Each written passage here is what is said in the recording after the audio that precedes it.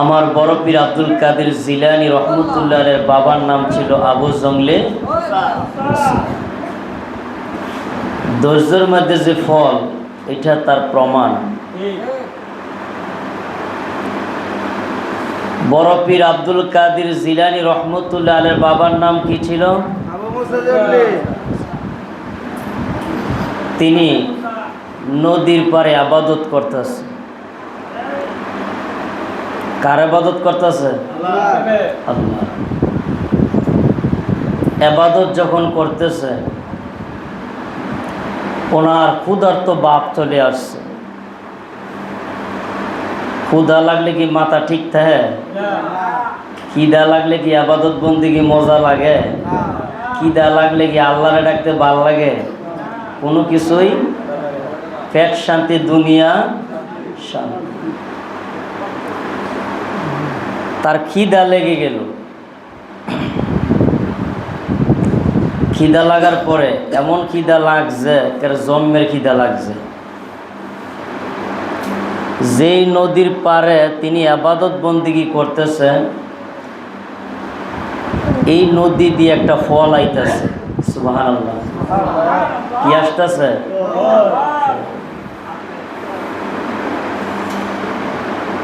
ওনার নজরে পড়ছে। ওনার নজরের পড়ার পরে খিদার মধ্যে আর কি হুশ আসেনি? নজরে পড়ার পরে তিনি নদী থেকে ফলটারে তুইলা তিনি খাওয়া শুরু করছে। দেখেন, ধৈর্যের মধ্যে তিনি খাওয়া শুরু করছে। খাইতে খাইতে খাইতে খাইতে অর্ধেক খেয়ে ফেলছে। অর্ধেক খাওয়ার পরে ওনার ভিতরে জাগরণ দিছে যে আমি কার ফলটা খাইতেছি, ঠিক না? আমি যার ফলটা খাচ্ছি সেই মালিকের কাছে কি আমি বলছি?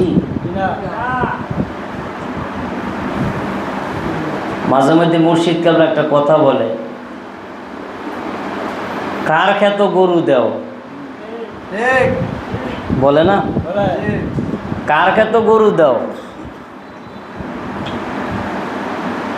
বলছিল না? একই দরবারের দুইটা পীর ভাই, একই দরবারের দুইটা পীর ভাই। গরু খাওয়াই তো দিয়েছে আরেক বেড়ার খেত, মানে ছায়া দেয় গরু যার খেত দিছে হ্যাঁ আমার পীর ভাই। জানেন না সবাই?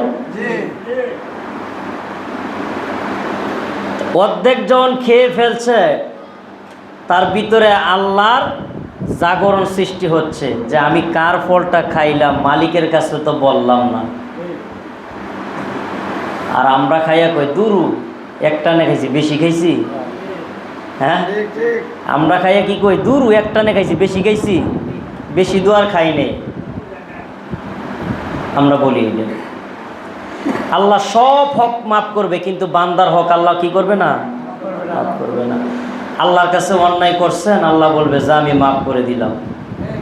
কিন্তু রাসূলের কাছে অন্যায় করলে আল্লাহ ছাড় দিবে না বিন্দু পরিমাণ। রাসূল যতক্ষণ পর্যন্ত ক্ষমা না করবে, ততক্ষণ পর্যন্ত আমার আল্লাহ কি করবেন না? মুসা নবীর উম্মত আমার নবীর সাথে বেয়াদবি করে শিক্ষা পাইছে কি পায় নাই? তো বাংলার জমিনে যখন আল্লাহ যখন মুসা নবীর উম্মতের ছাড় দিছে না, তা আমরা নতুন নগণ্য গোলাম যদি নবীর সাথে বেয়াদবি করি, আল্লাহ কি ছাড় দিবে? জোরে বলেন, ছাড় দিবে? নবীর সাথে বেয়াদবি চলে না, আল্লাহর ওলিদের সাথে বেয়াদবি চলে না।